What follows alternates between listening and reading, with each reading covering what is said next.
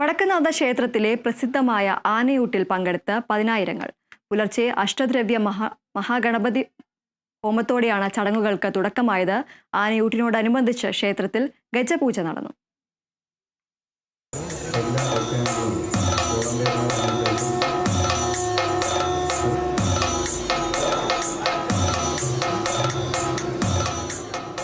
പുലർച്ചെ മുതൽ വടക്കുംനാഥ ക്ഷേത്രം മൈതാനം പൂരപ്രേമികളെ കൊണ്ടും ആനപ്രേമികളെ കൊണ്ടും നിറഞ്ഞിരുന്നു. വിവിധ കേന്ദ്രങ്ങളിൽ നിന്നായി ഗജവീരന്മാർ ഓരോരുത്തരും വടക്കുംനാഥ ക്ഷേത്രത്തിലേക്ക് എത്തി.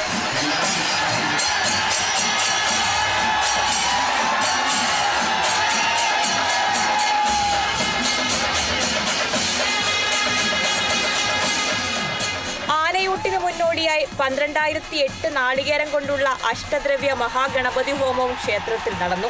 8:30 ക്ഷേത്രമതിൽക്കെട്ടിനുള്ളിൽ പ്രത്യേകം തയ്യാറാക്കിയ പന്തലിൽ ഗജപൂജ ആരംഭിച്ചു. 5 ആനകൾക്ക് വീതമാണ് ഒരേ സമയം ഗജപൂജ നടന്നത്.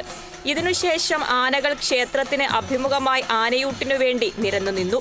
തുടർന്ന് ക്ഷേത്രം മേൽശാന്തി ചെറുമുക്ക് ശ്രീരാജ് നാരായണൻ നമ്പൂതിരി ആനയ്ക്ക് ആദ്യ ഉരുള നൽകി. 43ാമത്തെ വർഷത്തിലേക്ക് കടക്കുകയാണ് വടക്കുംനാഥ ക്ഷേത്രത്തിലെ ആനയൂട്ട്. അലങ്കാരങ്ങൾ ഇല്ലാത്ത ആനച്ചന്തം ആസ്വദിക്കാൻ നാടിന്റെ നാനാഭാഗങ്ങളിൽ നിന്നും പതിനായിരങ്ങളാണ് ഒഴുകിയത്. കൊച്ചിൻ ദേവസ്വം ബോർഡിന്റെ ആനകൾക്കുള്ള സുഖചികിത്സ നാളെ ആരംഭിക്കും. Kerala vision news, Thrissur.